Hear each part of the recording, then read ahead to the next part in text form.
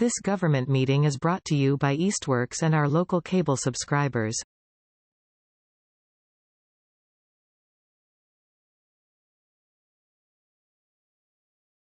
Printed them out. They're reused from, they say November on them, but they're from 2 weeks ago. I didn't change it, Sorry about other than the date. that, It's okay. Do you want absence. I get to look at, yeah, if you have extras, yeah. Thank you. me? I was at the wrong committee. All right, we're recording.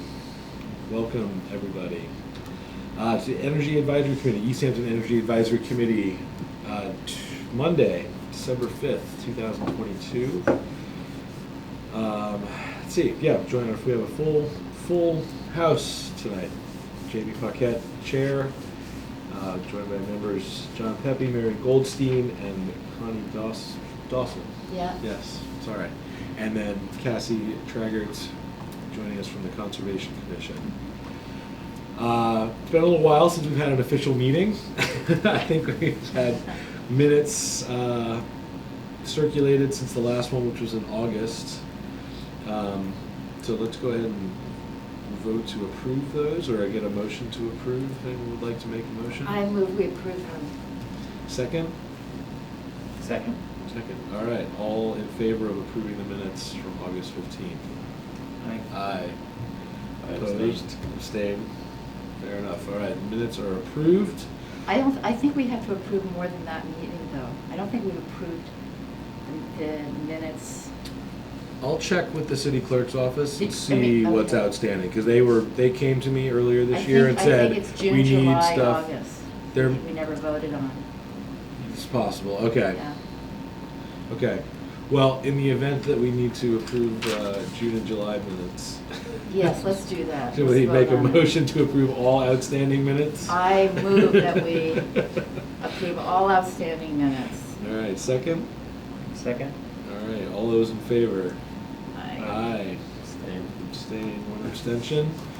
All right, all minutes from June, July, August that need to be approved are considered approved. We will pass those on to the city clerk's office to make sure. I know that there have been people requesting minutes. I think probably folks from the Reminder, a guy who I've spoken to is like looking for stuff to publish every once in a while, which is something we can keep in mind when we have something we want to get out there. No members of the public here today, so pass over the public speak portion of this. I put a thing on here for committee updates, just especially going the last one, just because we've been having trouble finding dates. When Misty was still on the board, there was some debate about what preference for hybrid versus in-person.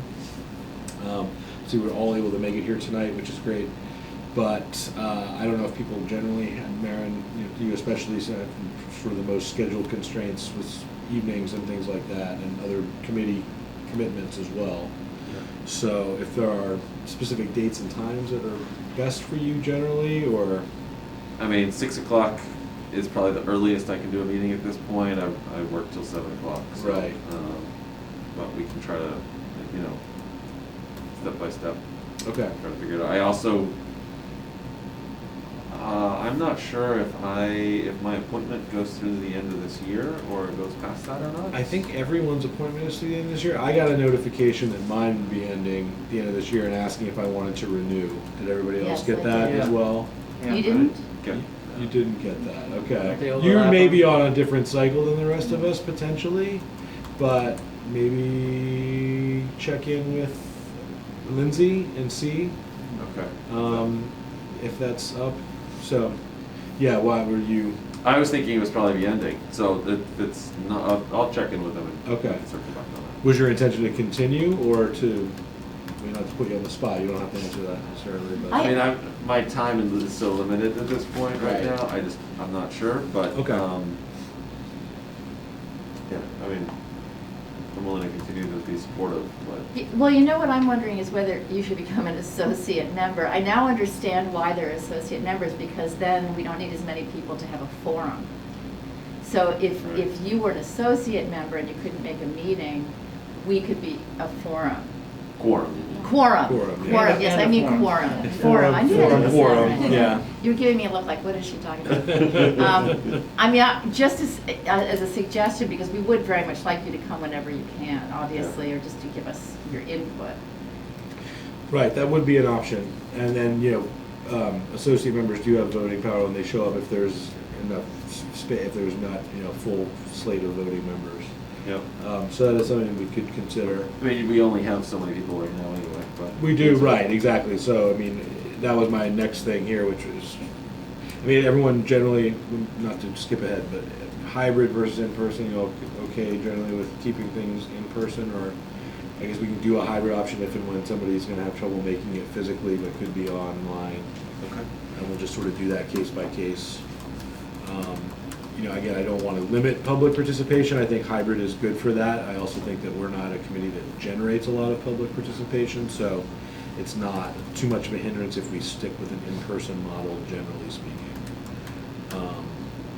But I'm open to considering whatever, Again, happy to do it if and when needed. As far as member recruitment goes, I think what I had said a little bit last time is we should post something on our Facebook group, maybe then share it to some of the groups around. If anyone has suggestions for potential members, we definitely have at least one spot, full committee slot open, as well as a couple associate slots. So those could certainly be filled. We'd be happy to have more people and more ideas and more time and effort on our hands. So if anyone knows of anybody wants to nominate or suggest to them that they get the process going, or invite somebody to come check out a meeting, you want to try before you buy, sort of thing. But I think I will try to get something posted and shared out, and maybe it's sort of like a New Year's resolution for yourself, like volunteer, help make your city a better place. Something like that. Again, open to ideas and suggestions people have around things like that. So, moving on to the next piece, which is kind of a centerpiece of what we have going on right now, which is the municipal aggregation question. I was able to give Cassie and Connie an update a couple weeks ago, but for the purposes of the record and for those that were here, did have a meeting with the mayor a couple weeks ago, where gentleman Jim Berry from Belchertown, who's a former DOER person, as well as on their former select board and has been working with their aggregation process, came and talked to us, just sort of gave some reassurances, some information, and just sort of helped everybody understand. It was Michael Owens from the procurement office was there as well. I'm sorry, what's his name? Michael Owens from the city's procurement office was there just to sort of make sure that if there was anything that he needed to be aware of as we were embarking on this process. So we had a good meeting, just reconfirmed everybody's interest in moving things forward from the mayor's standpoint, again, being able to answer some questions and make sure that felt comfortable with where things were at, with how we're going to move forward with our potential consultants with Good Energy that we've been working with. In the meantime, previously, going back a few months, we did have, we reached out to some other towns for references, Belchertown among them, plus Hadley, and who else did you talk to? I can't remember, was it Arlington? Where was that guy from? He used to work in Arlington, or I'd have to go back. Okay. Oh, wait a minute, I can tell you. It was so long ago. Yeah, well, anyway, point being, we did check with several other cities and municipalities that had worked with Good Energy and got references for them and got their feedback. The feedback was almost universally positive, and no reservations anybody expressed about working with them. Obviously, we've had a good experience with them in our process so far, their responsiveness and their help getting things moving. So at this point, It was Winchester and Brookline. Winchester and Brookline. Yeah. Okay. At this point, the city solicitor has reviewed the original contract. Good Energy's lawyer has also reviewed and given their feedback on like red lines to the red lines, and trying to coordinate between the two of them now to get everything get some contract language finalized so that can be signed by the mayor. The mayor seems on board with doing that once the solicitor has signed off and says everything's good. In the meantime, I just wanted to do a quick vote of our committee. This is sort of like a perfunctory but a show of faith in our view that Good Energy is the company that we want to approve for the city to move forward with on a consulting basis. So I don't know if we need to do this in the same sort of motion, like propose, I guess, can I make the motion? Yeah. Excuse me. So I'll make a motion that that the Energy Advisory Committee approve Good Energy as the consultant that we would like the city to move forward with. Would anyone like to second that motion? Second. Okay, vote. All those in favor? Aye. Aye. Okay, nobody opposed. So, the motion carries, I guess, and we will pass that along to the mayor that that is definitely the direction we want them to go with this. So, that's great. Do you have a guess at how long it'll take the lawyers to look? I'm hoping not too much longer. I don't know though. Because they've had it for a while now, right? Not that long. No? No, Okay. but I think we gotta coordinate them talking, the lawyers Mm. talking to each other. Right. Excuse me. So then I put on here, maybe doing a press release once the contract is approved and signed. And that could be something we put out through the reminder, even the Gazette might want to put out something like that once we've approved the plan, which the mayor has signed off on the contract. And we know that things are moving forward. Part of the whole process will be that we have to do a big public outreach that Good Energy will help us with. Because there's lots of things that requirements that DOER and DPU are going to have us do in order to get this going. So it's, plus putting the plan together, it's going to be some runway with this. Good Energy will help us write the press report? They can help us write the press release, or we Press can just release. do something. The mayor's office maybe would help us with that. They do press releases all the time. So I would assume that we work with Lindsay on that. But Good Energy will help us with the overall plan and like the outreach, the public component of that, where we've got to put out notice. We're going to have several of our meetings that'll be talking about that, where the public will be invited to come and comment and speak on what's going on and like have input into the process. So that's all Right. part of how that goes. But I'm just thinking, for the initial, just to sort of get it out there and get it a little bit on the radar, it'd be good to announce that contract is signed and then we're moving forward. The other thing that came out of that meeting that could be of interest, there's a question of, well, once this is up and running, like who's going to run it, right? Does the city need somebody that's like overseeing this? And basically the answer is no. There doesn't need to be like a staff person. I mean, Good Energy will be the one managing the entire thing, from all the intake and dealing with the suppliers and all that sort of stuff. And so they'll be the ones really running everything. I understand they're gonna be running it, but don't we still have to have somebody in the city of Easthampton who they report to, or who, if Well, they have a things aren't going well, contract, who we so- ask, who says, hey, we need to have a meeting, things, I mean, it seems like there has to be some designated person here Point in of the city. contact, coordinator for the city. Somebody, even if they're not gonna do the coordination, they still need to be, somebody has to be the designated. Well, that's maybe where like the procurement office would come in if it's something like Okay. that, or like, whoever deals with contracts and stuff generally. I mean, certainly the city's entered into solar contracts and things like that without like a point person really, other than just like the mayor's office to handle that sort of thing.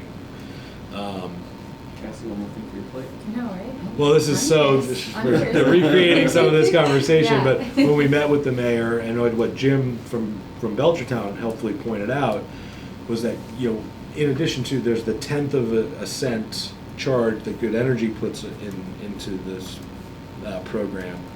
But the city also has a chance to build in a funding mechanism into the program, again, a fraction of a cent or whatever per kilowatt hour, that can then be used to potentially fund a position to fund, again, not Cassie, but Cassie's equivalent in, like, say, an energy office, or to even to create something like because there's this climate action plan coming up, and there may be a need for somebody to sort of help oversee and implement that, and we'll talk about that in a minute. So the point is, we don't even necessarily have to decide whether that's something we want to do, although the mayor seemed maybe receptive to it, and I think it'll be a good thing for the city. I think it's I do certainly too. something that, as a committee, I think we support. But what we can do is we can build that potential into the program from the get-go, even if we don't end up using it. But the thing is, we have to put it in there from the outset in order to ever use it, because we can't go back and add it later without going all the way back through DPU and like everything and getting things reapproved. So we want to make sure that when we're doing this, if we ever want to consider something like that, let's put the language in there now that we can do this, even if we don't do it right off the bat, because then we should still activate it later. So who is going to make sure that happens? How does that work? Well, I think that's partly what we will do, working with the consultants. Okay. So is the consultant going to come meet with our committee? Yes. Okay. Oh, definitely. Okay. Yeah, they'll be getting, we'll be having pretty regular contact with them Okay. as we put this all together. Again, another place where a person, paid person in the city government could be useful for Very interacting with them on a more regular basis if we're all kind of stretched, but for now, that's not what we're going to have. But anyway, something that could potentially be a nice thing in the future, and again, another liaison with us, with the city, if and when we can get a department or a person like that. So that is the status of all the aggregation pieces at this point. So fingers crossed we'll get some contract language finalized and everything moving soon. And so with that, let's bring it on over to the climate action plan, which Cassie has updated, and we talked a little bit about. There's a small group, and I know John has had a chance to weigh in on a number of things there. Update us on where we're at. Okay, so I've got a copy here for everybody, and Oh, it's a great. copy of my latest version. This is what I sent, I think it was on Friday, I think. Yeah, I printed what your version looks nicer. Well, I had just a couple comments I put on the side. I see, Like, okay. just kind of like logistically too, so the city was working on trying to create this RFP, but there's still the question of the funding for it. So I was trying to get this done by the end of November, which is now kind of here, because I didn't know how much of it needed to be completed to go for something's called the Community Compact Best Practices Program. The mayor, in consultation with the mayor, and she reached out to, what is it, DHS, I think is it? Can't remember the acronym for it, but whatever department administers that. Could you say that one for the community? Community Compact Best Practices Program. Thank you. And it's basically a rolling grant that the city can go for, but only one time in a fiscal year. And she was thinking it would be appropriate to ask that grant opportunity for the funding for the actual hiring of someone to create this plan for the city. And so there's not like a way to add attachments to that application process. It's really small, it's like one page. Mm. But I was able to use this and the comments y'all gave me to kind of create a condensed explanation of what this is for that. But as a result, we have one more time to keep working on this and refining it more and more. Well, like we said, John was able to give me a lot of good comments. And then at the last, kind of more general, there was comments about looking closer at the Lexington RFP that they put out for their own climate action plan. And first, to kind of address your comments, John, I appreciate it because it was just, the first version was just not, it was redundant and confusing how I had it organized. And I was using a template of another RFP that the city had done or used for, I think it was like a housing, something housing based. So it didn't translate well enough before. And so I reworked it a lot based off of the comments that I got from John and the formatting that you had suggested. It still retains a good amount of the original formatting, but it's definitely more clear based off the feedback that I got. Sorry. Pen trouble here. I'm shooting a problem. That shoot almost hit me in the face. Yeah, spitballs next. All right. Then from looking at the Lexington one was more organized in it laid out as tasks for them to do. Yeah. And it was much more specific in terms of timelines and like, we want you to go through, it was more structured for what they wanted the person, the consultant to do. And I don't know that the city knows that we want it that structured, because we want to give them a little more room to have their Makes own, sense. kind of develop their own plan. Mhm. And I feel like all those elements are reflected in here, kind of cross-checked it, that it is reflected, it's just less, like regimented and how, like predetermined, if that makes sense. But all the core pieces are there. And, that's why it ends up looking a little different, but I pulled a lot of stuff from the Lexington one, particularly, at the end, the, listing out more explicitly the deliverables and the project team and the consultant capabilities. I pretty much almost took that word for word because it all made sense to me. Now, did you have their RFP, or you had their actual RFP, Their not just, RFP, okay. yep, yeah. Yeah, so then the other notes are, city also has been in communication with, kind of more informally, with a consultant already, and that was to try to get some kind of an idea of how much this would cost. That was Mhm. Weston and Sampson, and they were the ones who were able to give us this, 150,000 figure, that it's like, it's gonna be expensive. Especially because ours is pretty wide scope in that we want a climate action plan, we're asking them to help us determine like what is an appropriate timeline. And then also, this analysis of carbon emissions, and then also creating this kind of homeowner's guide that's similar to what was created for the, what's it called? The green infrastructure master plan. So Mhm. that master plan generated this homeowner's guide. We want something similar, but very tailored to Easthampton. Because there's a lot of resources that exist out there for residents, but it'd be great to get it all in one, centralized place, and it's tailored for Easthampton residents, and maybe it's a little more targeted. I mean, the final details would be designed by them, obviously. So we were able to, we need to figure it out with the procurement office more, like what are the rules of like, does it have to go out for RFP, or is it what we're asking for, could go straight with Weston Sampson, do we want to? Those are some details that are still need to be figured out. But I like What's to the be- name of the consulting company? Yeah, it's Weston and Sampson. Weston and Sampson. Yep. Oh, okay, thanks. Yeah, no problem. And, yeah. It's in the first comment there. Oh, yeah. Ah. And so, I can't read and type. Yes. Listening and typing alone is. Did you say that Weston and Impressive. Sampson worked on the, something like a homeowner's guide in the housing area, or No, somebody else did this? that was, I don't know who Okay, that, okay. I think it was Fuss and O'Neill who did that Okay, for right. the green infrastructure, master plan. So it was a different consulting firm, but it kind of was like an example of what maybe we'd be trying to get. How, it's not exactly the same subject matter, so how it will Mhm. translate will be interesting, but, one of the things that we kind of feeling like we needed to focus on, because the city has taken a lot of actions to, for the things that are under our control, municipal buildings and things like that, and initiatives for reducing, fossil fuel usage for city things, and making these kind of improvements for fuel efficiency or energy efficiency. We've taken a lot of them, there's more to take, and it's a clear path, but we want this to really focus on how to help residents and the business sector also, work towards this goal with the municipal, things that are under municipal control. So, homeowner's guide is an attempt at trying to achieve that.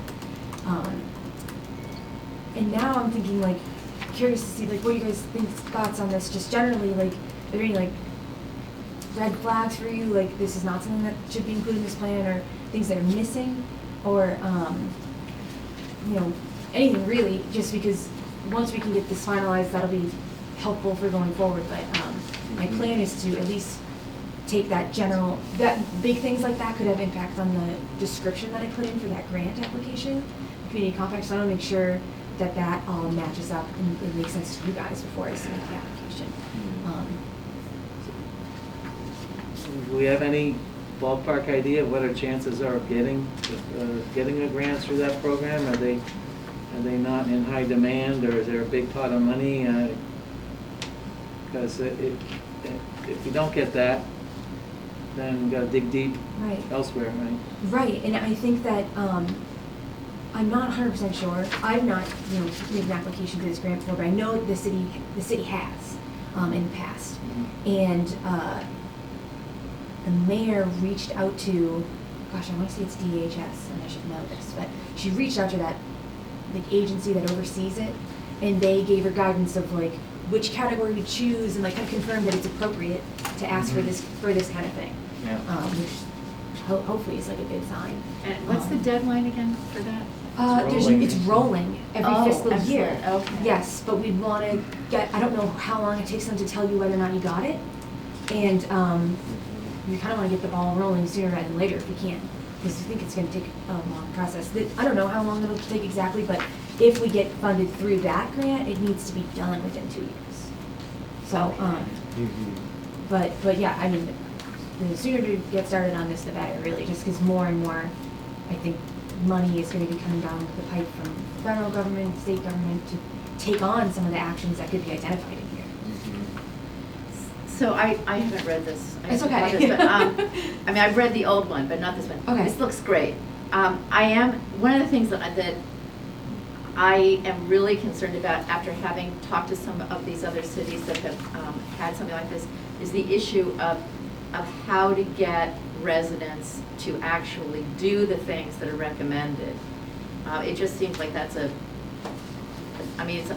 booklets are wonderful, but as we discussed when we got together and didn't have a formal meeting, I had never even seen that previous book. I didn't even know it existed. Right. And, it's beautiful, but it's useless if no one sees it. So, and I think this consultant, that needs to be one of their jobs, is to, really give very specific actions that need to be taken, and not just like a meeting. And I say that because I don't know what we should, I think that's the big question mark about a lot of the things that we would like to have happen is how do we get people knowledgeable about this stuff, and especially since there is going to be money, incentives like tax incentives and stuff for people. We want people to know, and then we want them to know how to get it. So yeah, and so and that's the thing too, is I don't know either. We have Right. built in here this homeowner's guide, but then also, we're going to create a website. There's going to be public outreach as all part of it. But I wonder too, what more could we add? And so there is language in here that says, here's our proposed scope, but this can be changed. We can change the scope, kind of gives us a little wiggle room in how it's worded. Let's see, what did I write here? The consultant and the city may agree upon modifications to the following scope, which may further the project purpose and goals described above. And so I want to keep it open to, having them help us figure that out. yeah, I would like in addition to a product, this booklet or whatever, I would like a very specific series, an action plan of over an extended period of time of what they think the city and us really, I guess, should do to help people implement the strategies that are being suggested. Right. Like what has to happen. Well, and that's right. That's part 3 here, right? Is the action plan. But, yeah, and so I guess that's a good question. Does it say that well enough? Because basically what I've said here is that On page 6. Page 6. Develop a comprehensive list of actions that can be taken to reduce fossil fuel emissions. Include information for each action, such as which sector would be most impacted, which would be business, municipal, or residential. Right. Estimated amount of reduced emissions resulting from the action. Estimated cost and time needed to complete the action. Estimated cost savings over time for the action. Possible means of completing the action. Funding sources, current rebate programs, existing government assistance, and who is most logical to complete the action, municipal. This is really good, Cassie. Oh, that's good to hear. But what I would like to add to this is that the consultant will also provide a specific series of actions that would about informing the public and helping them take action. What should we as a city do once we have all this wonderful information and we have this booklet? We don't want this to just, everyone will get it in the mail, whatever, and say, oh, this is interesting, and that's the end of it.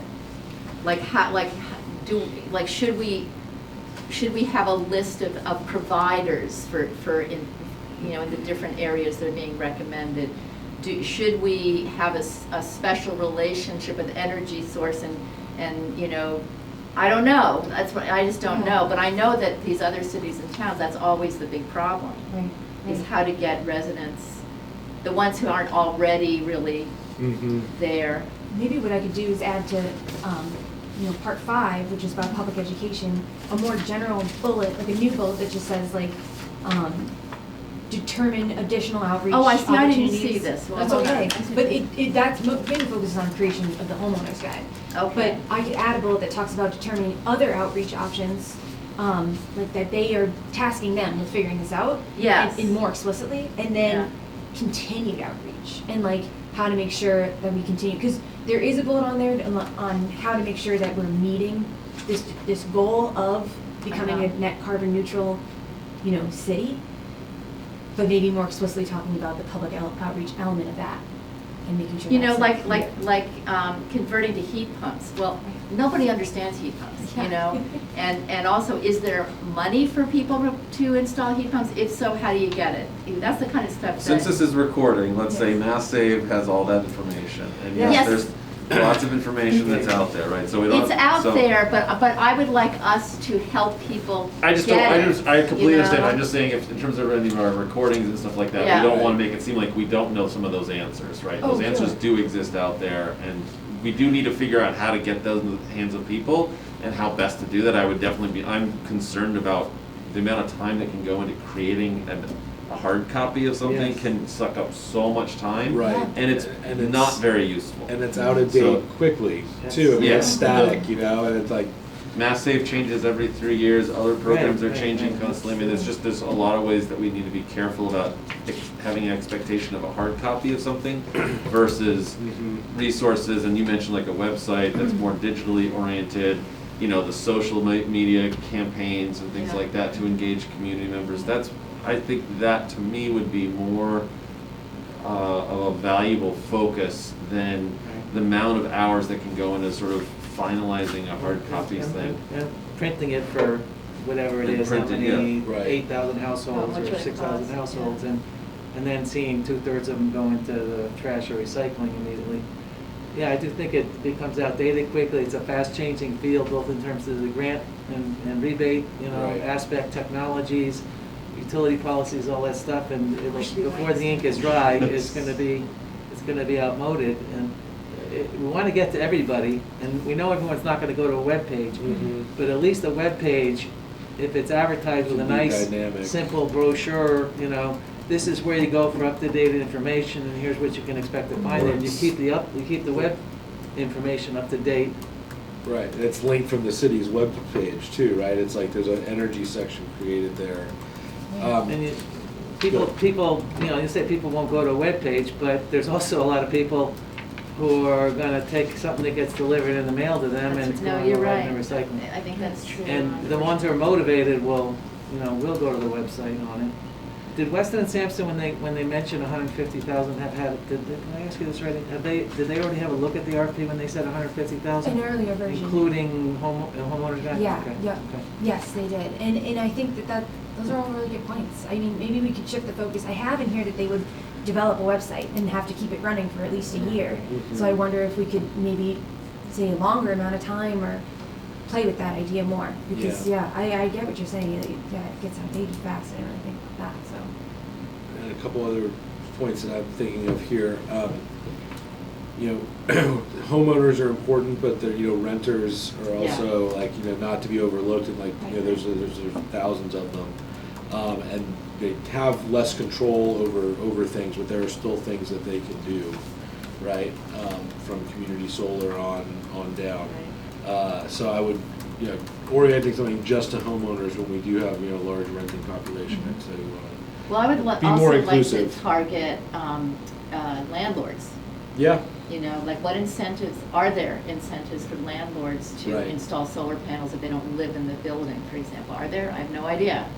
There should be. Somebody's working on, I saw some mention of some studies and analysis Tax about credits and incentives for things like that. landlords and tenants being dealt with in the area of Massachusetts. Not a lot, but that's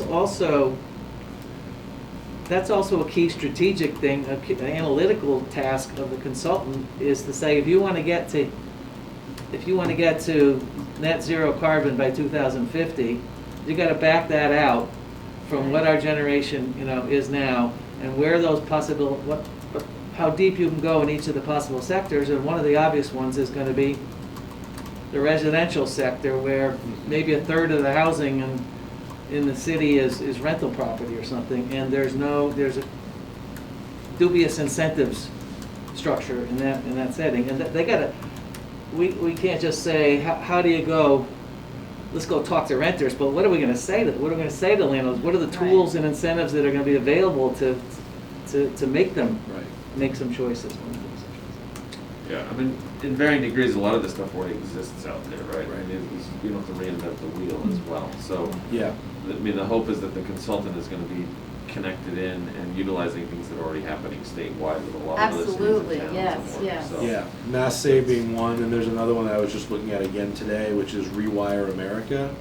And they actually have a calculator, and it's updated now for the Inflation Reduction Act, which is you put in your zip code, you put in your income, you put in whether you're a homeowner or a renter, and it spits out an entire list of everything that you could do, current incentives, tax credits, whether it's cash up front or whatever, and if it's in the future, which a lot of this stuff is, because it's still being implemented and designed, it tells you when that is. So it tells you if it's currently existing or if it's already. So if you look at the Rewire America website, and I just typed my information into it again today, and it's electrical panels, and it's heat pumps, and it's solar, and it's electric vehicles, and all that stuff, and it's just you just get a list, and it's this is tailored for you, and it knows your income, so it knows what you're qualified for based on things that are preferential for lower income people and whatever. So Yeah, so we want the consultant to get all of that well, we want good stuff and everyone make right. put it on the website so people can say, oh, I'm going to plug my information in. Yeah. Everyone should be required to fill that out before they submit their motor vehicle registration every year or something. Also, it seems to me that, we don't want to sit around waiting for something to happen that we can't control, but that the idea of putting out basic homeowner information about what you can do with residential energy issues seems like that's something that should be done on a central level. And instead of having every town who wants to do a climate action plan hire a consultant to come up and put all that information together. If it doesn't already exist, we should be getting the state or the regional planning agency to be putting that information, maybe even for the website, together, rather than spending maybe a quarter of our RFP, our contract budget just on that thing alone. Weston and Sampson, I wanted to ask is, I'm not that familiar with, if you're talking solid waste and recycling stuff, I know a lot of the consultants, they're in that field, I know that, they do a lot of civil engineering, but do we know if they have a good track record at this point with climate action, climate analysis, and greenhouse gas strategies and technologies? Is that their expertise? I've seen a half a dozen Massachusetts city or town regional climate action plans now, and I haven't seen Weston and Sampson's name on any of them as a consultant. So I would definitely not want to exclude other firms from bidding on it to get the best available, expertise in that. Well, maybe what we should do, We what want we did references, with the aggregation is call communities. Well, we'll and get references ask- from them. Yeah, and contact them and say, so you're working with this particular consultant, has it been a good experience? Did they do what you wanted? Are they following Aren't through? they different consultants though? And good energy, they don't do Yeah, climate no, action no, plans, this do is- they do? I mean, Who was, I don't know. how did we get connected with this? I think it was just that Jeff had a connection with the planning department. He wanted to just ask somebody if they could give us. So they're just giving us feedback. They're Yeah. not the ones who are getting this RFP or anything yet. No. But But you could So- raise the possibility, do we want to go out to bid, or we want to just work with Is it Weston and faster Sampson? to just, now we've already had this connection there, can we just Right. go straight with that to just, or do we want to take the time to do the RFP in its formal sense where it goes out and we request Right. proposals from other people? What does Jeff think? Does he have experience with? With Weston Sampson? Yeah. I believe so, but I'm not sure exactly. I can get more information from him and figure it out. Yeah. I would say maybe that's something you want to include, right, is that they should include references. Yeah. If it's gonna be an RFP, or even if it's not, we'll want to get references especially, but if there is an RFP process, maybe they can include some. Didn't the that we Lexington could one check. have a whole section about the consultant, about the Yep, requirements? I basically put that all in here, the consultant, project team and then consultant capabilities. Right. Okay, That's what I put in there. yeah, so, Was Lexington a town that was essentially asking the consultant to come and help a working group in Lexington made up of members of various town boards and committees? There was one of the major ones that's been done in Eastern Mass, I thought it might have been Lexington, where they were more assisting and the action was taken by a town committee. Do you remember? No. I don't Yeah, know if just that was curious. the case or not. It's a different kind of role. Yeah, I know, Yeah. yeah. No, I definitely hear what you guys are saying. I think, I have another question about Cassie, another where area. did you put that- it? I just wanted to. yeah, it was on page Like 8 and 9? 8 and 9, Thanks. bottom of 8, top of 9. Oh, great, okay. The question I had was about, I really don't understand. I can kind of guess what it's getting at, but I really don't understand the part about trying to figure out what the impact and role in town of people who don't live here is. Oh, yeah, so I pulled that from another one too, because it was just an interesting element of trying to have more of an environmental justice. I think this is from Longmeadow, where I got that as an idea. Trying to figure out more ways that this could have an environmental justice focus. And let's see, where would it be? Yes, this is on page 6, item D. So the idea was that, 6 where? Oh, page I see. 6, The top item of the D two- at the top. It would be 2D. Oh, 2D. Yes, okay. So, yeah, I know, it's definitely out there, and I was trying to figure out, are there people who might be within environmental justice communities who don't live here, but they come here to work, or they spend a lot of their time here? Is there a way to figure out how many of those people are there, and how do we, because they have an impact, right, on the community's fossil fuel usage, kind of at the end of the day. Can they be supported somehow through this? Through their institutions, through the Yeah. institutions, whether it's schools or businesses, yes. Yeah. So I know it's not It something seems that's inherently, before, an but- inherently nebulous task in a way to ask about, to measure an impact of a group that you can't put your finger on, is without having, a reconnaissance, an intelligence effort, presence all over town, trying to figure out who comes from where and what they're doing here. I mean, Right. but we have an angle anyway on, there's plenty of people, I think, in this, community itself who people would say are, subject to environmental justice impacts There and are a couple designated environmental justice communities identified as. areas, yeah, Yeah. okay. And even the ones that aren't identified, there's a subsector of the population, income-wise or otherwise, that's, is gonna be challenged to, on energy and climate resiliency and all that. And I think the analysis that the consultant does can look at how the things how what needs to be done and the techniques they're recommending to follow to get there, and technologies and programs how those differentially impact parts of the population that have less resources or maybe discriminated against, and they can analyze that and those special barriers as they do their general analysis without looking outside of town. But why not just include this though? I don't see what. Because it's like, see what the consultant comes back with. I think they're gonna be fumbling around trying to figure out how they would do something like this.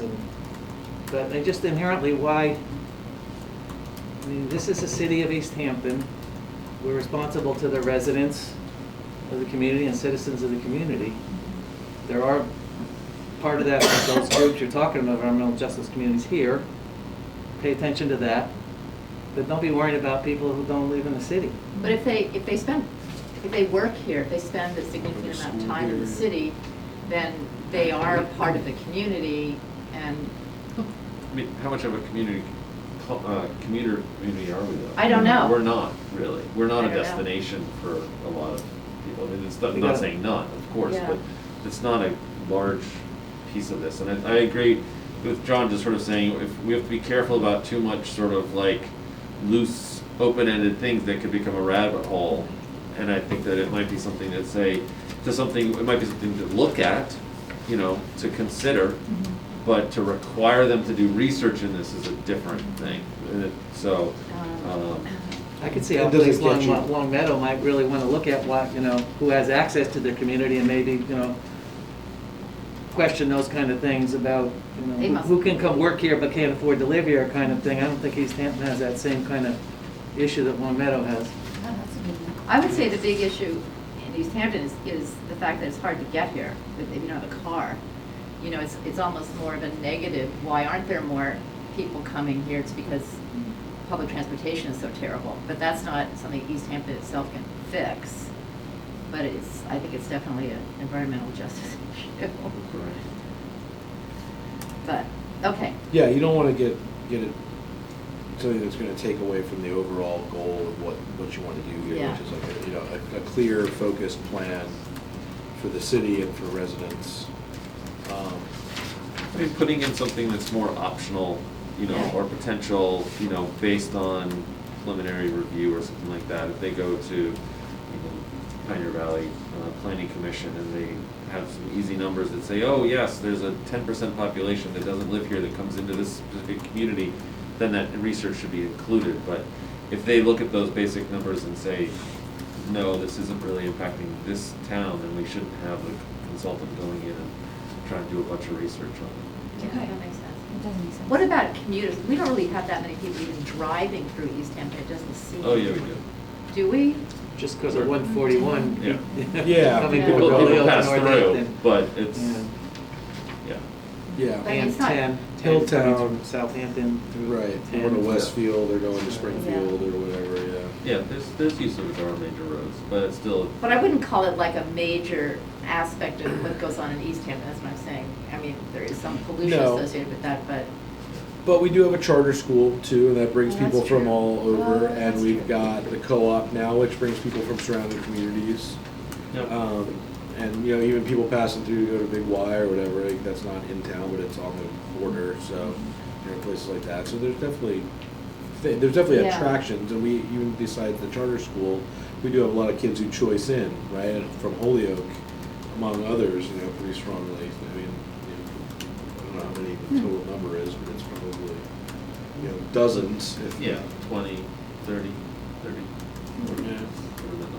It's Yeah, maybe been not a as while many- since I've looked at that. Maybe number. not as many as I thought, but although maybe more too now at the new school. I know that was No, we're still pretty tight. hasn't happened yet. No, it's just the. We're just not we're- an option, not openings for it.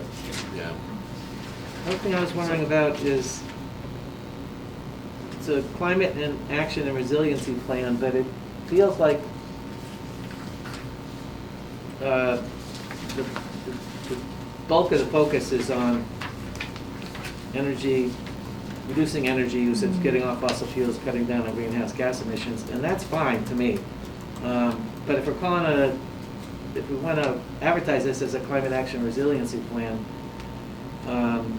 I don't see the meat of that in here much in terms of looking at water, water consumption, wastewater, waste in general, solid and hazardous waste, which is generally the kind of stuff people cover when they're looking at overall resilience. I mean, even food, you're talking about food security and stuff, and we don't want to get too far spread out here, but when we say resiliency plan, in what sense are we talking about resiliency other than maybe we reduce our energy footprint and we use so little fossil fuels that we're more resilient because of that.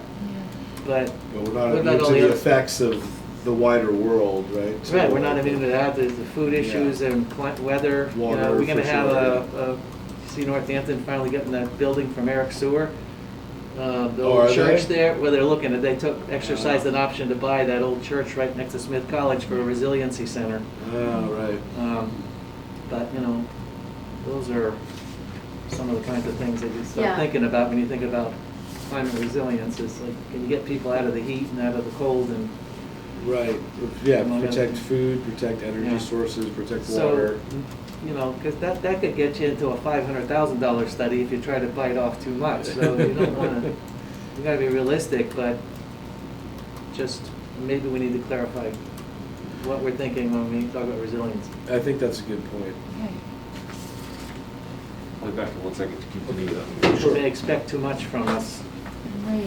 Yeah. we You know, can- that's a question I have also is, with all the work that the city has been doing already, was there some kind of a plan put together that had them pursue some of the things that they've been pursuing, like the HVAC stuff and the, all the other stuff that the city's Yes. been doing? So in two senses, so what I tried to include here is a list of all the things that pieces of it include a consideration of climate change to varying degrees. One thing that I feel like approaches the resiliency question a little more was the green infrastructure master plan, because that identified specific failing infrastructure projects that Yeah. needed to be updated Mhm. kind of in light of increased stormwater, increased, that's probably the biggest That thing. exists. Yes, We it have already that. exists. And Yeah. so maybe it doesn't need to be included in here. Yeah, it's a really good question, like how does Yeah. that resiliency They element? could still talk about, without solving it, they could talk Right. about, in a community such as ours, with our water sources the way they are, where our location is, our relation to the river, I don't know what, Yeah. what are the potential human and environmental impacts of climate change in this Well, area that we should be they- thinking about going forward? There's a municipal vulnerability preparedness Right, final I've seen that summary too, yeah. of findings that was prepared in 2019.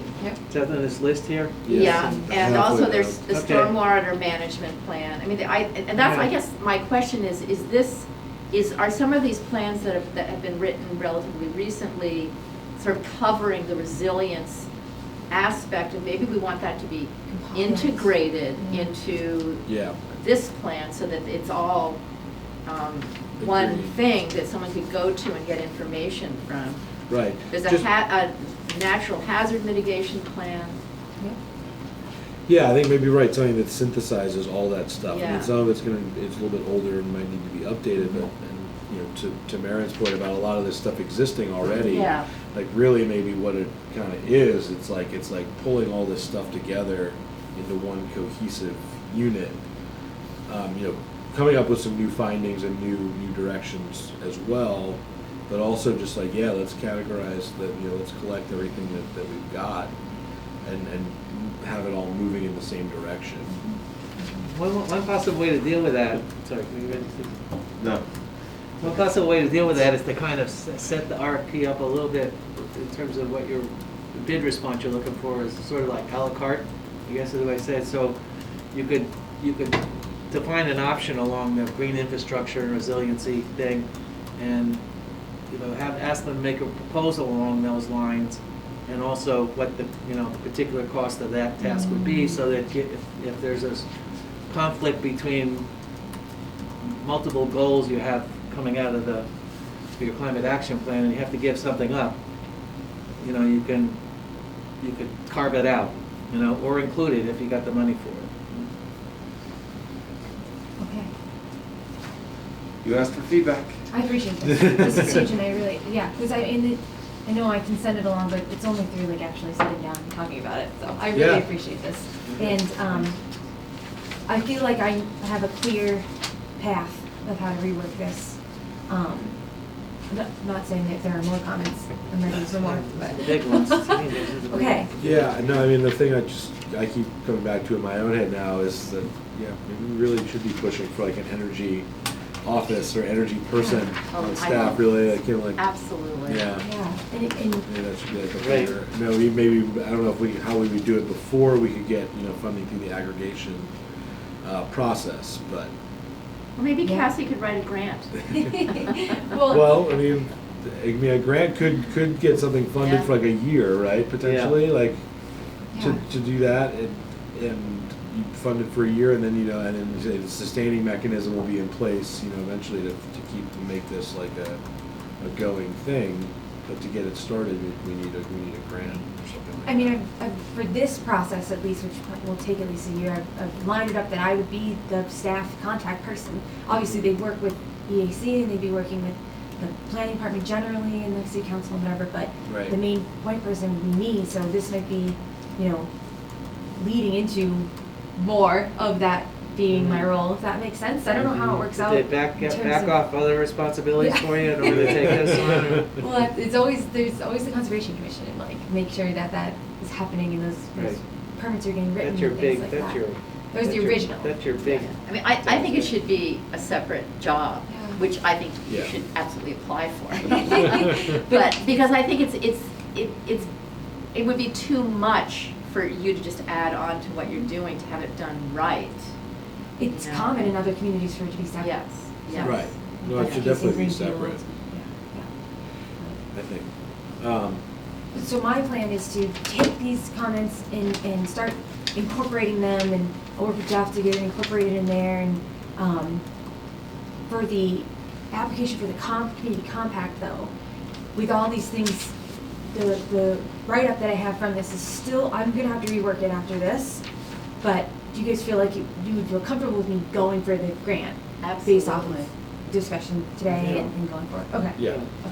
Then I'll probably, hopefully I can do that this week, because it's just one page, it's crazy. It's like the smallest application I've ever seen. I'm like, okay, well, please give me $150,000, I guess, for one page. Right, and so then, once we know about the grant, then we can move forward with putting the RFP out. So it wouldn't even need to be finalized till we know about the grant, but, and how much information do they need on the grant application? I know you said it's very simple, but what do you have to Yeah. tell them, like, this is? They want to know, who's the main point of contact. It's just for the grant application, I put myself. They want to know who the mayor is. They want you to choose a certain type of best practice, and then a focus area within that best practice. Because this grant can be used for all kinds of things, like in council on aging and education and everything. So we focus on energy environment. You check that box off, and then after we consulted with DHS, they told us to check off other, because there's under energy environment, there's like all kinds of different subcategories, Yeah, that this kind of looking at it. encompasses multiple of them.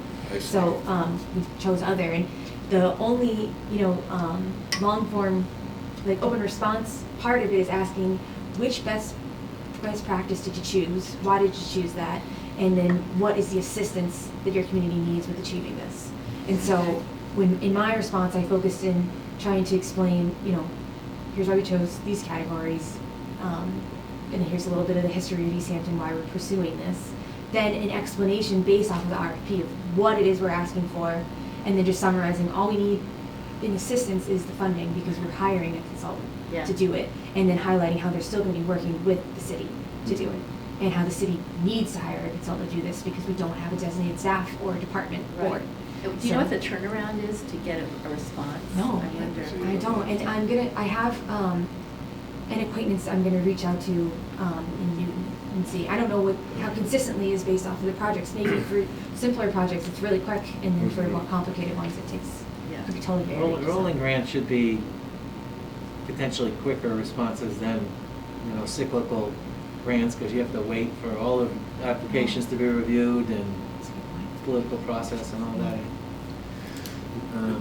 Who runs community compacts? Is it a? Baker Polito administration here, I'm Yes. looking at their webpage, Office of the Governor. Okay, so it's a state program. Yeah. Best practices program. I'm looking for an agency like you were talking about, I can't find it.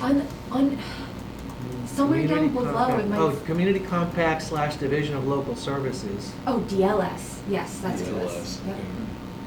yeah. Mhm.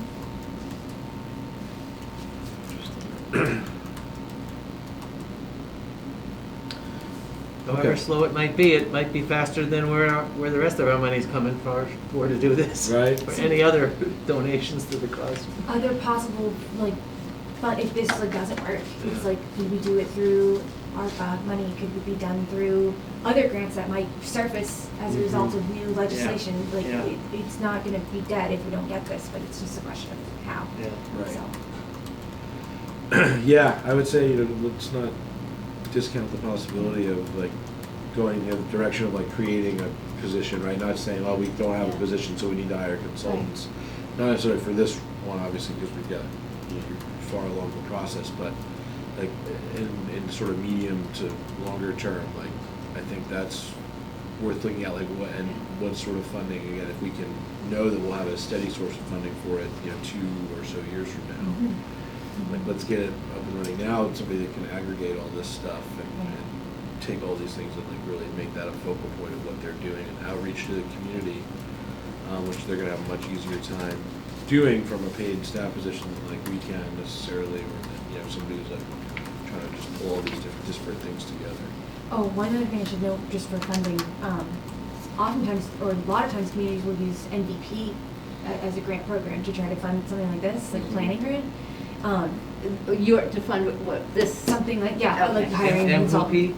MVP, municipality vulnerability preparedness Okay. planning grant. Yes. So, and I was asking about that. The city's gone for a lot of MVP grants recently, action grants, and they have like kind of a list staffed up of what they're going to go through, and that's for infrastructure projects like Cherry Street, what's going on there now.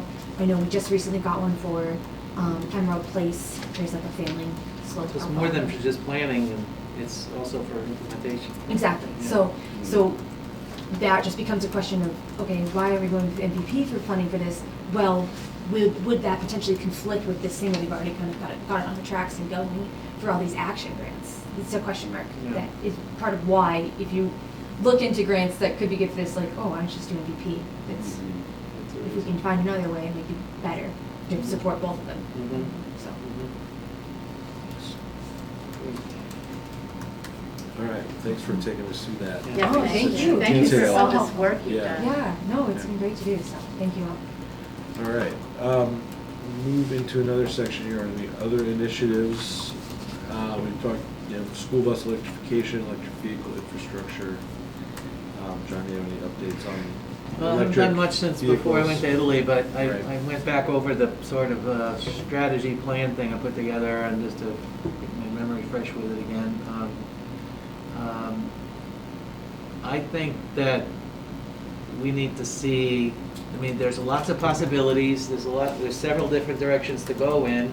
There's a lot of action going in this direction nationally. The Right. federal grant program got overwhelmed with applications Sure. for school bus electrification, and so they expanded it from $500 million to $1 billion or something they were gonna give out this year. But we need to sort of decide whether there's some kind of political consensus in the town between city council, school department, whatever, to make it a priority to explore the possibilities, not to go in any one particular direction, but to move it forward systematically. As was being said earlier, we just signed a 3-year contract. It's going to be 2.5 years before another one comes up, but that's a good thing right now because it takes a while to get the stuff off the ground. But now's the time to start the baby steps moving forward. Do we have any sense of whether Durham is looking into getting grants and buying electric buses?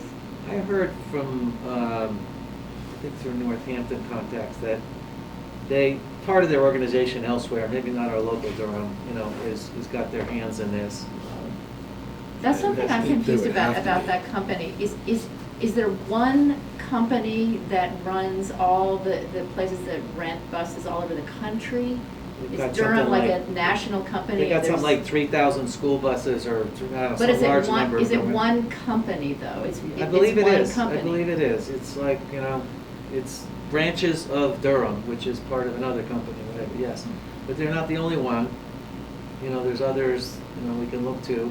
And I had been suggesting in August, and from talking to Tammy Lieber, who runs Transportation Northampton, we're thinking that let's do some educational stuff to get people more immediate grasp of the issues and the possibilities by bringing in either some of the companies that supply the buses, that lease them to you, like I want to say High Point, not High Point, Highland Electric.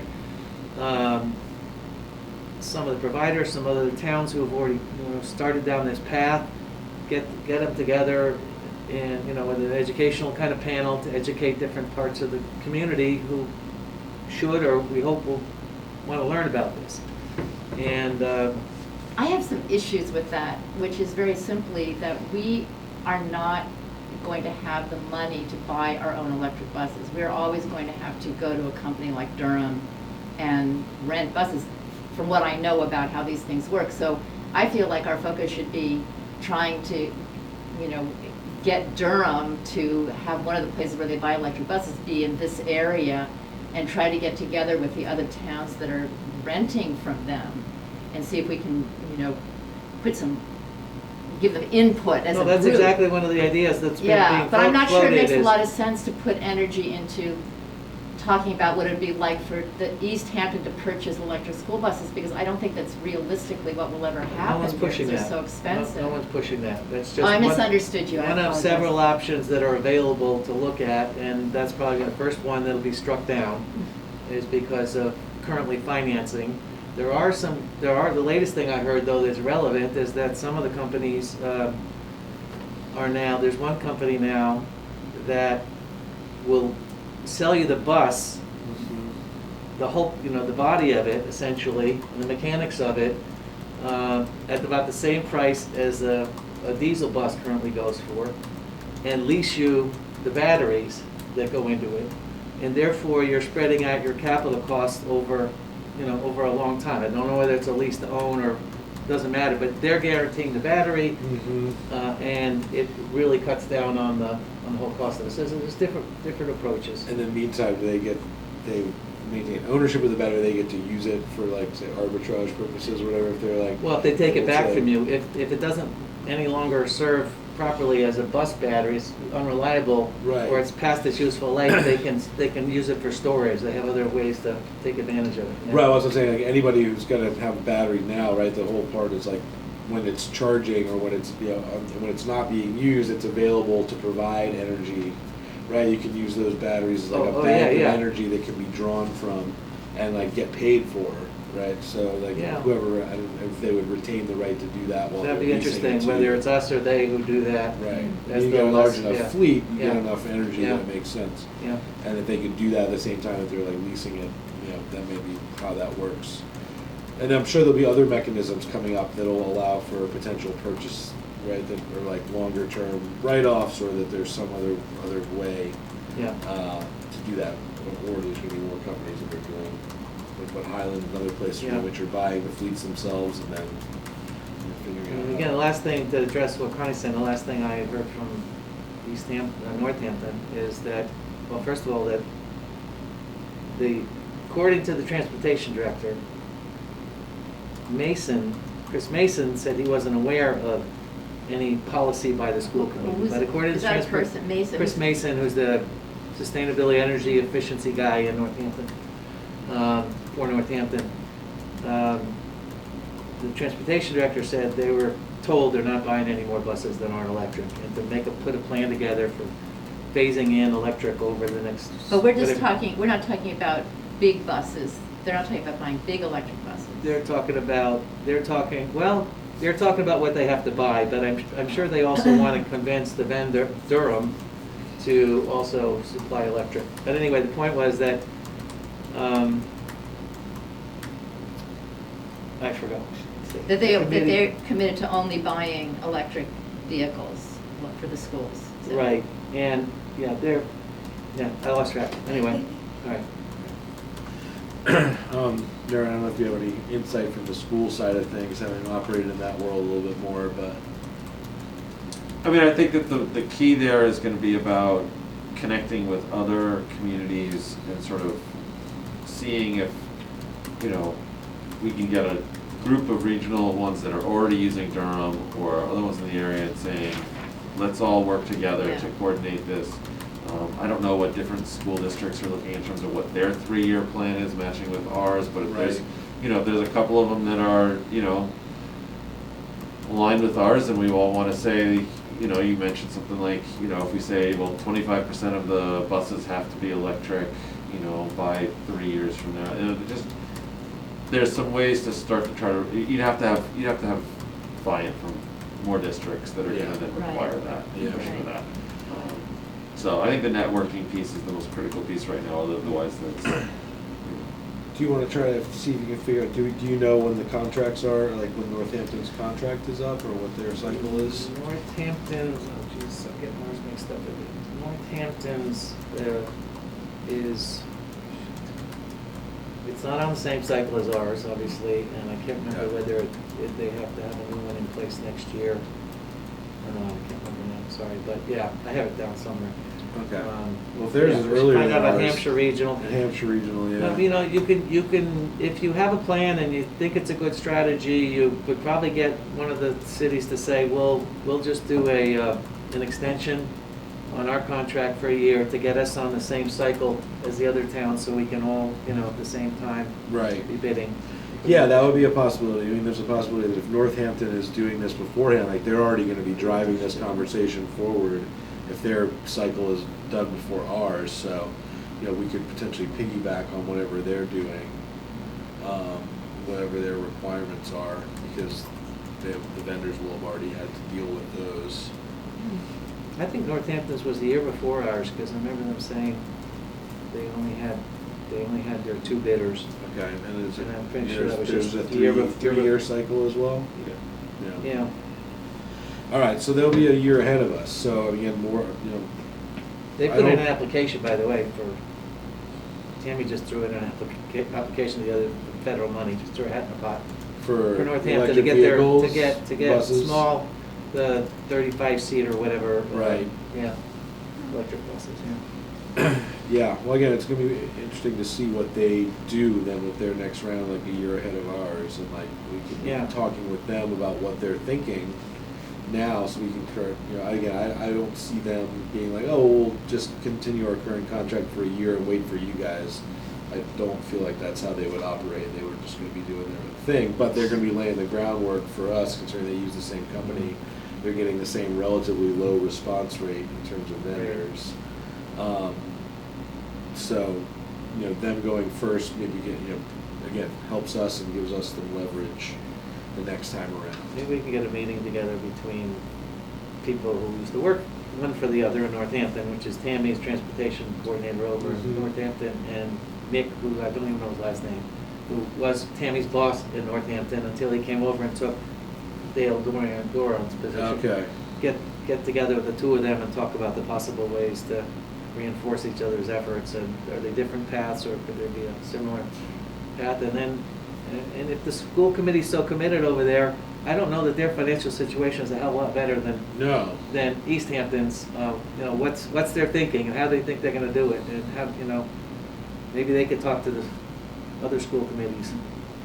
Have you ever heard of a company called First Student that provides bus service? That's what Springfield is using. They won the contract, the $29 million Springfield Yeah. contract.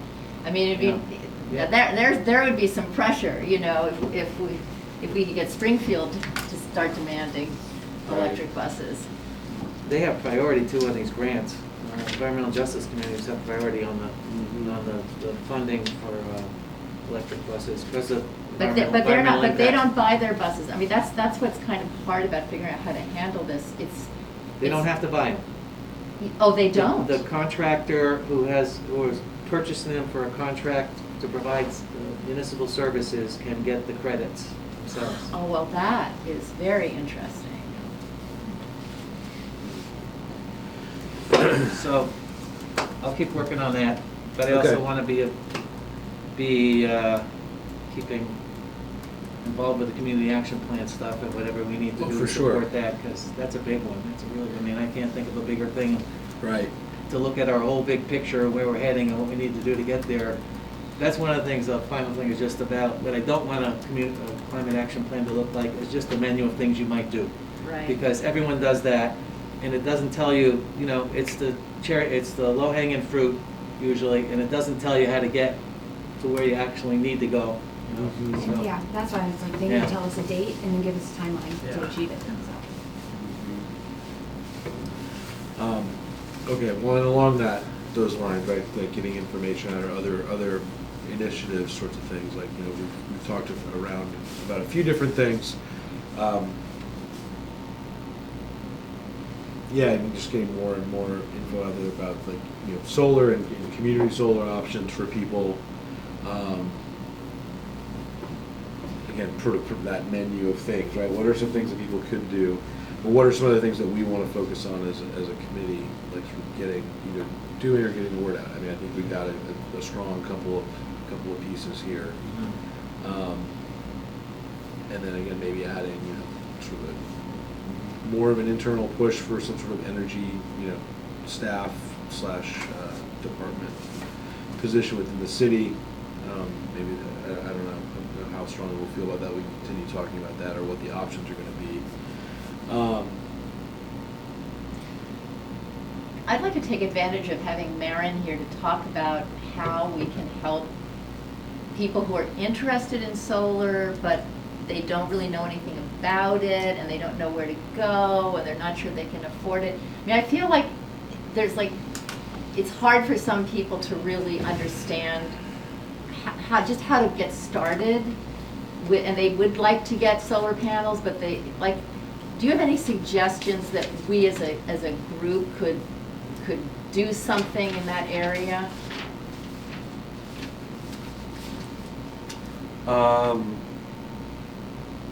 And also heat pumps.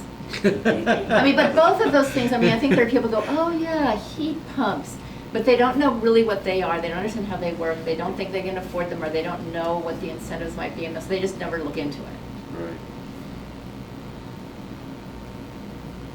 I mean, I will say that's what we're trying to bake in is. I know, but Maren is like like very familiar with all these issues. I just am curious if you have any thoughts. I might be too familiar and a little too jaded at this point. I mean, this is a business that I've been working for a long time, right? And we try to do local community organizing around it, and education campaigns around it, and I was looking for my Mass Save energy audit, and from the last time that we did it as a committee, and two of our three members and the mayor all did energy audits at the same time. I remember that. I was like, that's just a year ago or two. And I'm like, oh no, that was 2018. Time flies. I don't have any. There's no easy. I mean, right now there's a lot of people out there trying to pump it. There's a lot of money going into it from the federal level too right now. So we've already got a good program here with Mass Save. There's some major limitations and pros and cons to Mass Save, but to try to get in and do additional education, I mean, there's no quick easy fix to that. So I don't know what exactly I can offer you. Yeah. There's a lot of different companies that are offering different solar right now. But see, that's what I think people feel overwhelmed by. It's like they want to know whoever they're hiring knows what they're doing and is going to do a good job, and how do they figure that out, and what are the incentives, will they be able to afford it, they just don't know how the process works. Right. And yeah, I think that's somewhat out of the purview of what we're able to accomplish in terms of like sorting that for people, right, and like vetting. Yeah, Danny sort of. Well, we couldn't vet each individual personal situation, but if there was a way we could just, I mean, I don't think Mass Save is really that helpful when it comes down to exactly what should I do. I haven't dealt with Mass Save in a long time, but my experience with Mass Save was I didn't find them all that useful. But just be really clear for our topic, right? So if you're talking about solar, Mass Save's not involved with solar, right? So Mass Save's involved with home energy efficiency, and that is an area. One of those rebate programs is definitely the heat pumps and such. What Mass Save gives information about heat pumps? Yeah. Okay, see, I haven't owned a home since heat pumps became a thing, so I didn't know that. See, I didn't know that. That's and the 3-year cycle has just made it. I mean, again, huge pros and cons to Mass Save as a program overall, but there's. Sorry, what cycle did you say? I didn't hear the first part. Something about cycle, 3-year. So similar to everything runs on 3-year cycles, right? So the Mass Save program just reamped with the new incentives and things like that. Right. And yeah, I mean, to get access to up to $10,000 rebate on a whole home heat pump, you have to have a Mass Save energy audit. Hopefully the person who's coming in and doing that audit is giving you showing you all the different options about what the different rebates that are out there right now.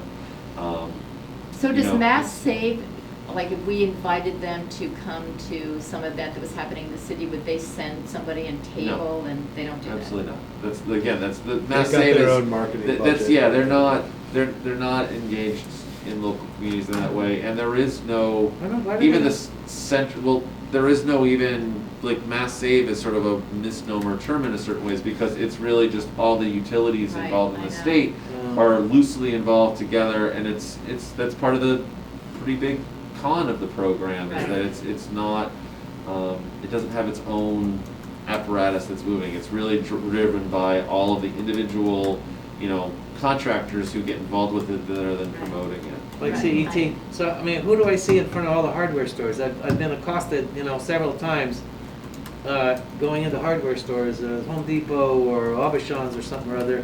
Somebody sitting there with a table, Foster Farrar the other day, talking about the Mass Aid program. Maybe they're So I guess CET they are doing staff. some, they do outreach. Or one of the other vendors, but Contractors. it's not Mass Save per se, it's a vendor Yeah, in the program. Mass, Okay. American Installations, Cozy Home, But they would, they're all out there trying to promote themselves, and they get money by going in and doing an energy audit, Right.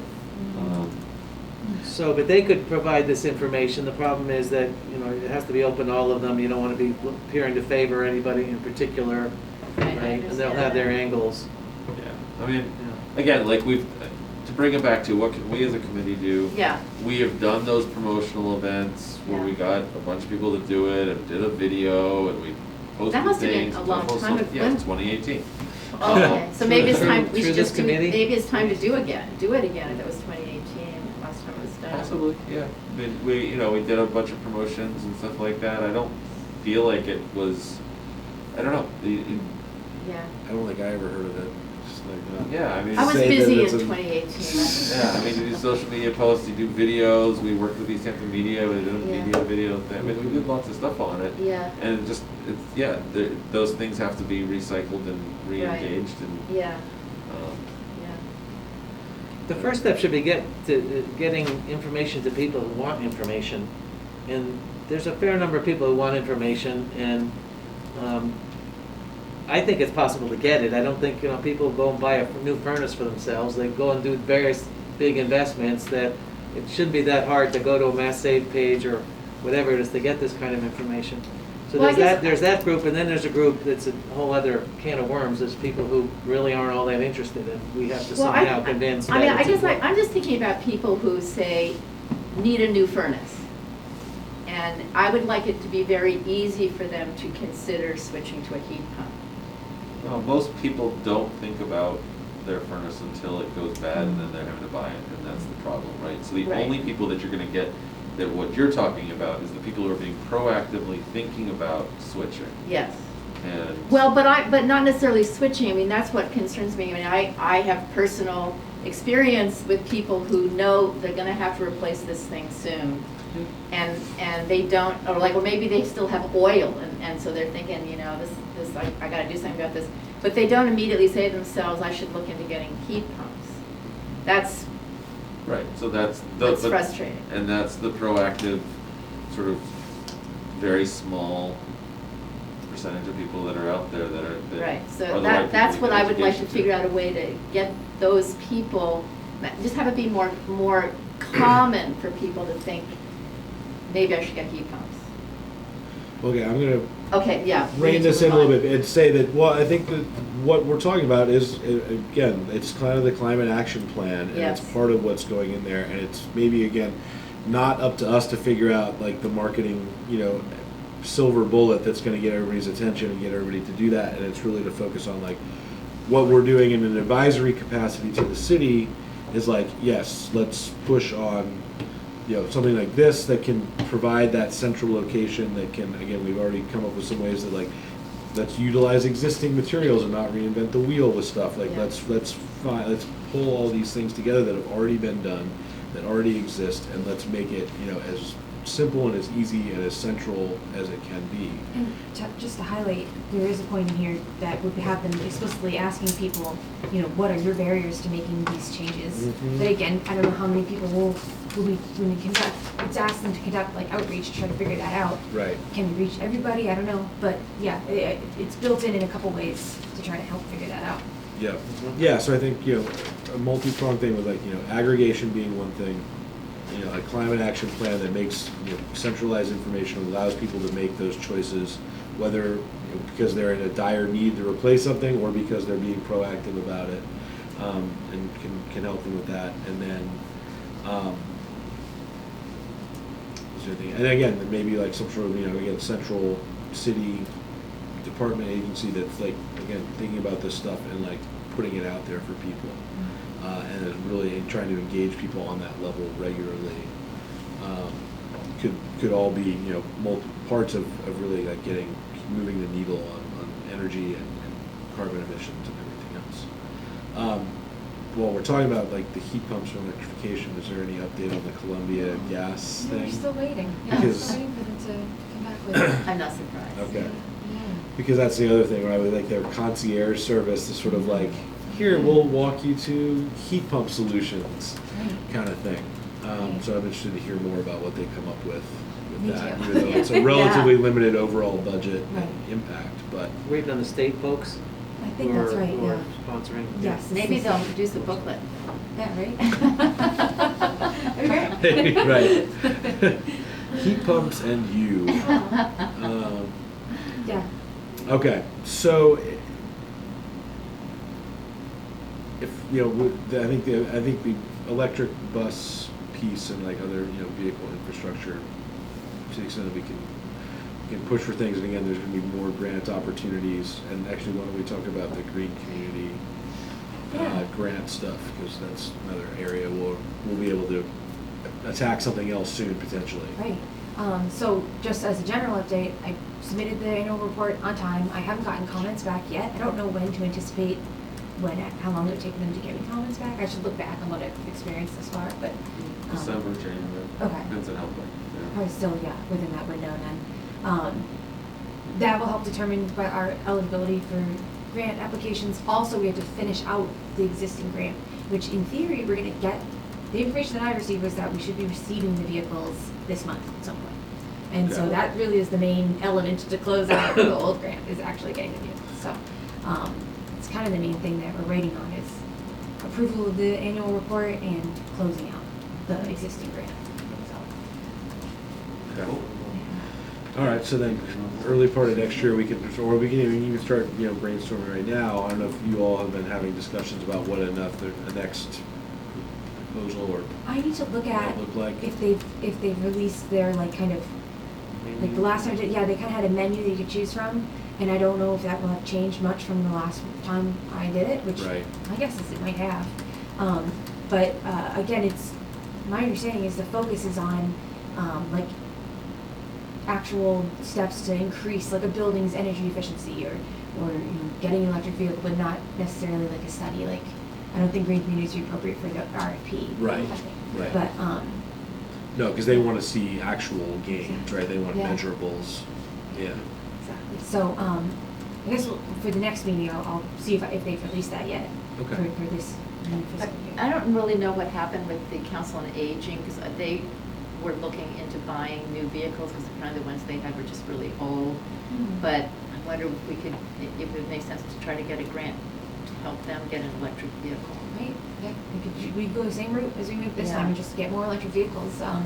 It's such an easy grant, right? It's like prescribed, essentially, you just Yeah. need to get like the data. They may for have it. already just bought new vehicles. I haven't been in touch with them. I don't know. You don't know, do you, Mary?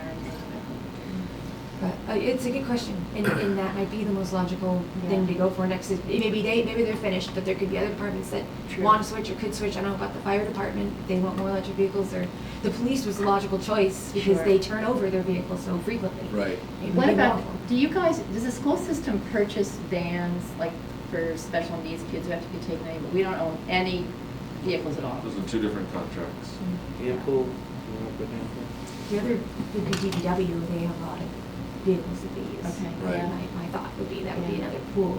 Maybe, could we, what about a grant to do something about the soccer fields and turning them into, I'm serious, making them more environmentally, treated, so that we don't have to hire a company that just puts a lot of chemicals down over the aquifer? I mean, is that something that a grant might? I don't know I how think that would that's- explicitly reduce our fossil fuel usage, and that's Um, basically what they yes, want you to I guess that show. would- Yeah, it wouldn't be a green community thing. There may be other things out there for that. Sure. Just No, I know, I appreciate you thinking about that, but, It's in the back of my mind now, the world's colliding. Energy committee and soccer. Not that they're mutually exclusive. But anyway, yeah, if there are, we'll brainstorm some more once we Yeah. see the priority list, and we'll come up with maybe another That comes idea or out in something. the early winter, late winter, I mean? I'm not sure. I gotta figure Oh, it out. okay. I gotta see if Okay. they've released it yet.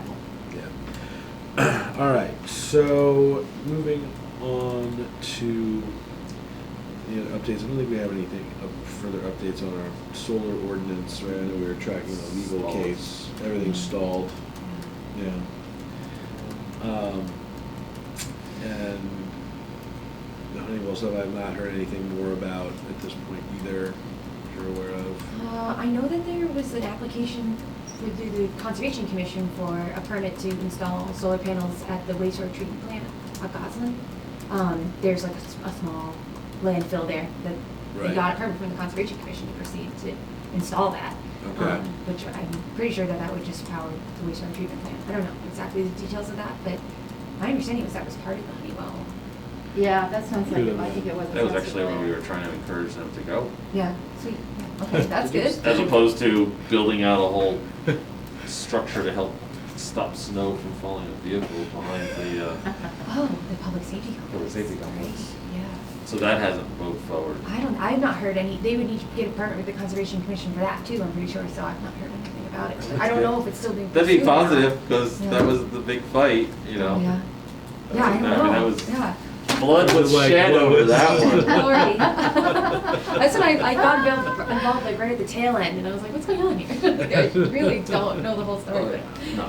Did you but mention, Not to Very rehash it much all, luck. yeah. did you mention the permit location, wastewater treatment plant, but did you say also landfill? Is it the There is same an- site? It is the It's- same site, yeah. Yeah, there's, Okay. It's not huge, it's not like a big thing, it's, what Where is it, is like it? 5? We had 2 landfills, I Off of believe. Ferry Street.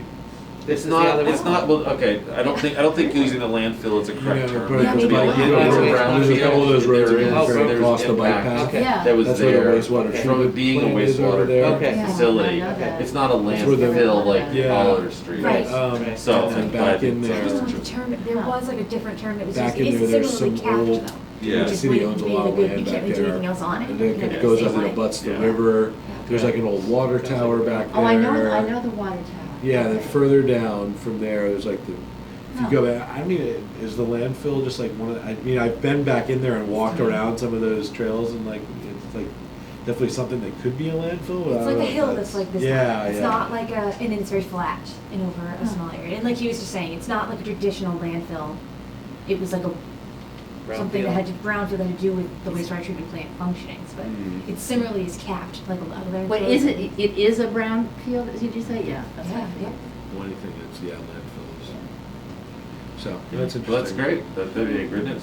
Yeah, it's cool. So I don't Yeah. know what stage it's at now, but Yeah. it got permitted by the commission, so that's like the first step, seemingly. Is it a canopy they're talking about, or on top of the building? or- No, nope, it's it's on over the some land. brownfield, so Yeah. it's. Oh, okay, it's- just like a Ground mounted. landfill, yeah. But it'll have to be like mounted on concrete, it's Right, not gonna be right. embedded in the Right. ground, because you can't damage the cap. Yep. Yeah, Okay. it's cool. Nice. Yeah. All right, so, anybody have anything else for discussion today? I just, I'm concerned about labor power here, and we have such a big agenda here. Well, I'm gonna pare Everything. down the agenda for next time, because I think some of this other initiative stuff it was more just like sort of, you know, It wasn't a brainstorming. criticism about the agenda, it's just that all these things are legitimate, and there's a lot of things that can be done, and I wonder if we can get together sometime, think more about recruitment and how to do that. Other than, Yeah. Facebook's, like you say, one thing, but are there other means? I mean, can we can we get a letter to the editor in the Gazette, talking about the work of this committee and looking for volunteers to apply to the mayor's office, or, I don't think we're the only committee that isn't full either. Oh, no, there's a lot of. No, they put out. I know, but it's a particular area of interest, and let the other committees worry about doing their own recruiting. I don't know, talk about this one. Yeah, well, just- I mean, We you know, need, I think there's people out there who'd be willing to work and interested in, the climate action plan coming up for the city. I mean, it's on everybody's brain, one way or another. It's just, can we get some of them tapped in, how to find them? And maybe word of mouth is one way. Facebook, I don't know how well that works. don't know But either. I don't know how to use social media much, but it seems like worth a brainstorm at some point, because if I'm gonna be working on the bus stuff, I want another person to work with on the bus thing. I don't want this to be a solo, Sure. a solo job. I mean, I don't join committees to work on my own. I could go off and do that, although we do have an official advisor capacity. Yeah. And as Maren can attest, what always happens is the same people always end up volunteering. Doing the same, right. Yeah. It's very frustrating. Right, getting people to commit is a tough thing. I Yeah. mean, not to get soccer into this again, but we have the Yeah. same problem with our board, right? We need more people, Yeah. and it's like, people express an interest, but then you ask them to actually do something, Right. and it's like, it's crickets sometimes, so. But they have lots of ideas for things that you should do. Yeah, absolutely, absolutely. I mean, it just takes, Yeah. I mean, I think that the commitment for the committee is not huge, really, but. If you're just attending meetings, it's not, but Right. if you want people Well- to usher projects along. Right, you do have to do research, some stuff, yeah. but it's, No, even five- that's, Well, But- once again, that's why we really need a paid position. well, if we hit drink again, This committee I really- know, the more I can be talking about it, the more Yeah. it's like, It is, but it's also- concretizing in my Before, mind. let's put perspective, Cassie's here because we got funding expanded, right? So Right. Right, it's- yeah, no, but I just feel From like it's 2010? I it's mean, we not didn't have a appropriate to conservation expect her to agent? end up doing. We didn't have a conservation agent before 2010? When you were hired at I've part-time, only been here right? for 3 years. And you were part-time to start. So Yeah, the no, I con- started at So the 12 hours. Conservation Commission had no staff. There was a staff member before Cassie, but no, that before that, no. I think they got the agent for the first time in Okay. 2017. Yeah. Okay, Something like that. yeah. Maybe So, one Yeah, more. and so then there's your precedent. time, is your time up to full time? I'm up to full time now, Yeah. but or not Fridays, obviously, but otherwise full time for like the rest of the city people, and that's only been the case since last May. Yeah, so we have made progressive steps, it's just, Right. as, somebody has time, they get tasks to fill that time. Yep. I guess I just don't want it to turn out that she ends up just getting all this other stuff put on her plate because she's there, I just, you know Yeah. what I'm saying. Absolutely. Well, and for what it's worth, it is really interesting, and I do want to help with this however I can, and I do agree that there needs to be a more of a Resources. focus on it, and Mhm. how that comes into play with, because I'm kind of already doing it a little, and this is the start, right? So what that would change, how it could change for me in futures, I don't really know, but there certainly have been conversations about it around. I mean, there's feel like, so. sustainability coordinator positions, things like Right. that is what we've been trying to get. Right, This is what we were able to, Yeah. been Yeah. voting for, so. yeah. We need administration who puts a little more time focus on it. Mhm. Right. Yeah, you're starting to see some efforts in that direction a little bit. I mean, yeah, hopefully we can crystallize those and point them in a direction. But you're right, Maren, I mean, we We're need to doing. appreciate all the accomplishments that have happened so far, because they are very large. Yeah, and you're right. Thank you. For sure, for sure. Again, I think we got a good framework for a couple large things, right, that really move things Yeah. right, and then we'll see what else we can do with some other members potentially, and then or just where our opportunities arise from grants and other things, and like let's I think we're doing all right considering this is our first official meeting in 3.5 months. We're making some progress. Well, progress is being made. And a couple more people would be great. Yeah. So just thinking about the next meeting, we don't really have a set schedule here, but then, I know second Mondays are bad because of Conservation Commission. Second and fourth Mondays, Yeah. unfortunately. Mondays are kind of, generally my best days, but don't have to be. And like January 2nd that's gonna be a holiday. That's not gonna be a workable day for January for the first Monday. So Third Monday? the third Monday is not gonna be the 16th. I have no problem with starting later. And yeah, we Things that can. work. It's For Martin, you. is that a holiday, is that? It might be Martin Luther. That is Martin Luther We'll start King. at Yeah, 8 o'clock if we have to. so the city offices will be closed that Yeah, day. I We believe wouldn't really so. have access to that. Yeah. I could do the Thursday, the 19th. I Maybe could want to do a Thursday. Thursday? I could do other days too. Yeah. Thursday the 19th at 6 o'clock works. Thursday the 19th at 6 o'clock. What day is that?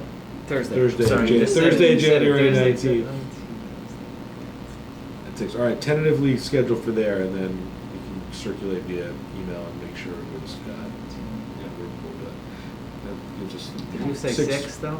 We said 6 o'clock. If Maren can make 6 Yeah. work, then I think that's a good starting time. Okay. Cool. All right, so we'll plan for that, and give us 6 weeks or so, and we get some break over the end of the year holiday season. Yeah. I'll update this RFP and distribute it again, and just keep going from there. Okay, Okay. yeah, and let us know what, Sounds if good. we hear back on like, turnaround Oh, time or yeah, anything. yeah. Keep us So posted. I'll look at, I thought that I was too late to give you any input, but I will look at it. I know, yeah, the timeline, Yeah. I wasn't sure, I really was setting it as a Make a target, motion but, to close. oh, yeah. Oh, yeah. Yeah. Is just the rest do of your that. pen pulling up? That's my pen, my pen just totally exploded. All right, yes, you want I'll make a motion to adjourn. to, all right, second?